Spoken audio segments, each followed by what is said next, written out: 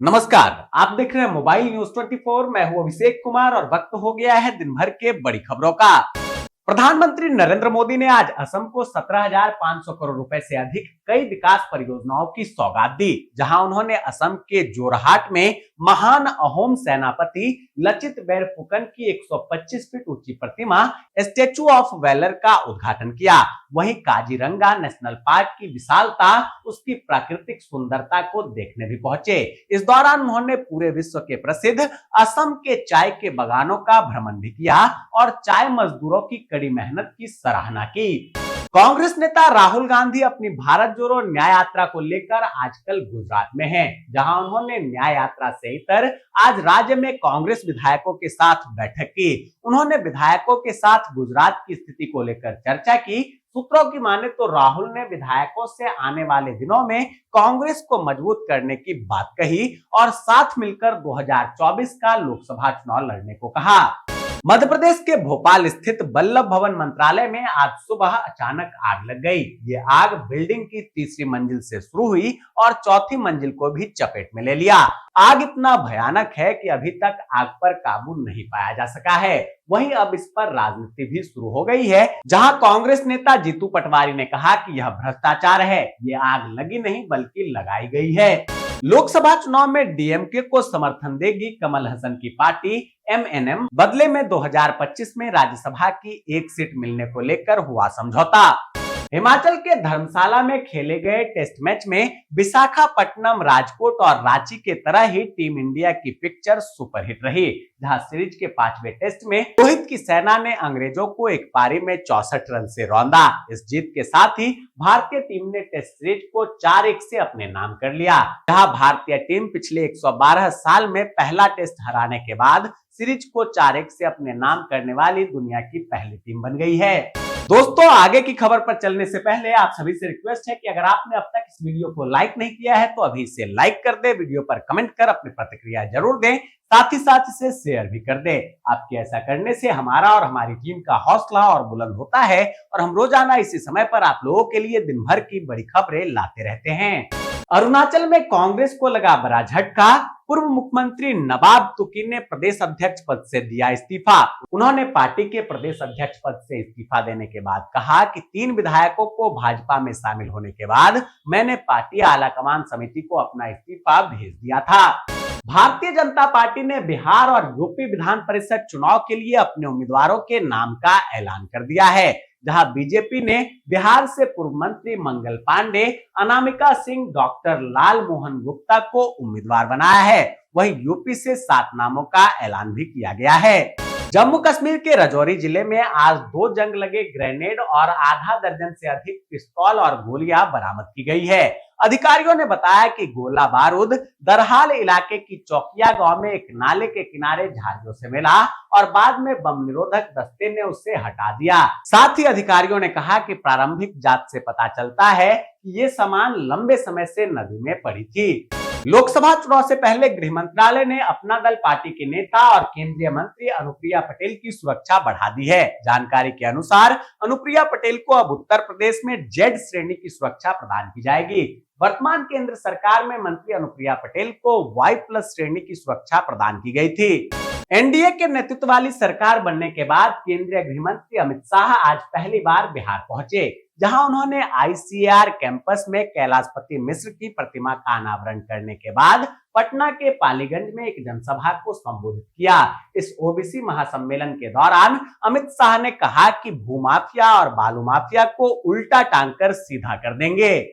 दिल्ली विधानसभा का बजट सत्र चल रहा है। इसमें निलंबन वापस होने के बाद बीजेपी के 7 विधायक पहुंचे। हालांकि बाद में इन सभी ने वॉकआउट कर दिया, जहां मुख्यमंत्री अरविंद केजरीवाल ने इस दौरान सदन को संबोधित किया और बीजेपी पर जमकर हमला बोला। केजरीवाल ने कहा कि तुम जितने समन भेजोगे हम उतने स्कूल बनाएंगे। आतंकवादी हरदीप सिंह निज्जर की हत्या के बाद भारत और कनाडा के बीच राजनयिक संबंध काफी खराब हो गए थे। वहीं हरदीप सिंह निज्जर की हत्या का एक वीडियो अब सामने आया है, जिसमें हथियारबंद लोग उसकी गोली मारकर हत्या करते दिख रहे हैं। निज्जर को 2020 में एनआईए की ओर से आतंकवादी घोषित किया गया था। वहीं कनाडा ने इस मामले के बाद भारत पर कई सवाल खड़े किए थे। हरियाणा के गुरुग्राम में शिवरात्रि के पर्व पर कुट्टू के आटे की पकौड़ी बनाकर खाने से 3 परिवार के 10 लोग बीमार हो गए।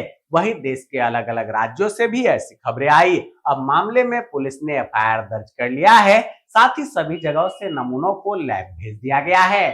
हिमाचल प्रदेश में राज्यसभा चुनाव के दौरान भारतीय जनता पार्टी के पक्ष में मतदान करने वाले कांग्रेस के 6 विधायकों सहित 3 निर्दलीय विधायक उत्तराखंड पहुंच गए हैं, जहां अब राजनीतिक हलचल तेज हो गई है। केंद्रीय राज्य मंत्री अजय भट्ट ने कहा है कि कांग्रेस डूबता जहाज है, जिस कारण उसके विधायक और सांसद पार्टी छोड़ रहे हैं।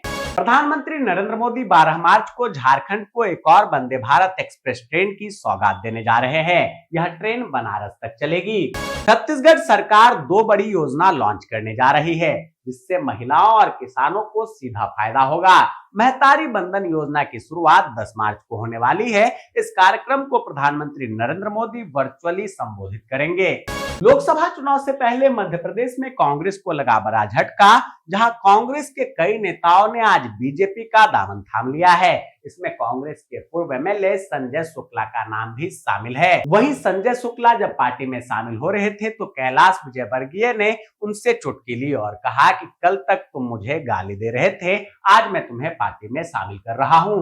हिमाचल प्रदेश में आने वाले दिनों में बड़ा धमाका हो सकता है, जहां राजनीतिक दबाव से दूर रखने के लिए अयोग्य विधायकों की शिफ्टिंग की गई है। वही खबर है कि सुप्रीम कोर्ट से यदि इन विधायकों के पक्ष में कोई फैसला आता है तो भाजपा निर्दलीय विधायकों के साथ मिलकर 34 का आंकड़ा छू लेगी। 6 अयोग्य घोषित विधायकों के मसले पर अगले सप्ताह सुप्रीम कोर्ट में सुनवाई होना प्रस्तावित है। जम्मू कश्मीर में लोगों को उन्नत और बेहतर बिजली सप्लाई मिल सके, इसके लिए प्रशासन ने कमर कस ली है। बिजली विभाग ने यह दावा किया है कि वर्ष 2026 तक प्रदेश में एक भी घर ऐसा नहीं रहेगा जहां स्मार्ट मीटर नहीं लगा हो। प्रशासन ने कहा कि प्रदेश के लोगों को 24 घंटे बिजली मुहैया कराना हमारा लक्ष्य है। सीबीआई ने संदेश खाली में आज शाहजहां शेख के कई ठिकाने पर छापेमारी की है, जहां खबर है कि तलाशी के दौरान सीबीआई अधिकारियों को कई आपत्तिजनक दस्तावेज मिले हैं। महाराष्ट्र के नागपुर शहर में आज भाजपा द्वारा आयोजित एक कार्यक्रम में भगदड़ मच गई, जहां 50 वर्षीय महिला की मौत हो गई, वहीं 4 अन्य लोग घायल हो गए हैं। गुजरात के मोरबी में फिर हुआ बड़ा हादसा। अब नवनिर्मित मेडिकल कॉलेज का स्लैब गिरा, जिसमें 4 लोग घायल हो गए हैं। लोकसभा चुनाव से पहले राजस्थान में कांग्रेस को लगे बैक टू बैक 2 झटके। अब बताया जा रहा है कि कांग्रेस सरकार में पशुपालन मंत्री रहे लालचंद कटारिया और गृह राज्य मंत्री रहे राजेंद्र यादव जल्द ही बीजेपी में शामिल होने वाले हैं। थायराइड के मरीजों के लिए अमृत से कम नहीं है धनिया का पानी। रोजाना पीने से कई फायदे मिलते हैं। धनिया में कई पोषक तत्व पाए जाते हैं, जैसे iron, calcium, magnesium, potassium, vitamin A, vitamin C, vitamin K आदि। इसलिए रोजाना सुबह खाली पेट धनिया के बीज का 1 गिलास पानी जरूर पिए। इसके लिए आप रात में ही धनिया के 2 चम्मच बीज को 1 गिलास पानी में भिगोकर रख दें। संघ लोक सेवा आयोग ने इकोनॉमिक ऑफिसर समेत कई पदों पर भर्ती निकाली है। अलग अलग विभागों में कुल 28 पदों पर नियुक्तियां की जाएगी। इन पदों के लिए ऑनलाइन आवेदन की प्रक्रिया 9 मार्च से शुरू हो रही है। इच्छुक और योग्य कैंडिडेट आगामी 28 मार्च तक आधिकारिक वेबसाइट upsc.gov.in पर जाकर आवेदन कर सकते हैं। जी हाँ दोस्तों, मैं देख पा रहा हूं कि आप में से अधिकतर लोगों ने इस वीडियो को लाइक किया है, कमेंट कर अपनी प्रतिक्रिया दी है और इसे शेयर भी किया है, लेकिन अभी भी कुछ लोग बाकी है। इसलिए उनसे रिक्वेस्ट है कि प्लीज प्लीज प्लीज आप भी वीडियो को लाइक कर दे, कमेंट कर अपनी प्रतिक्रिया दे और इसे शेयर जरूर कर दे। दोस्तों, ये थी दिन भर की बड़ी खबरें। ऐसे ही खबरों से अपडेट रहने के लिए चैनल पर नए हैं तो अभी चैनल को सब्सक्राइब करें, नोटिफिकेशन बेल के ऑल ऑप्शन को दबा दें, वीडियो को लाइक और शेयर करना ना भूलें, ताकि देश और दुनिया की तमाम खबरों से आपके साथ साथ आपके जानने वाले भी रह सके अपडेट।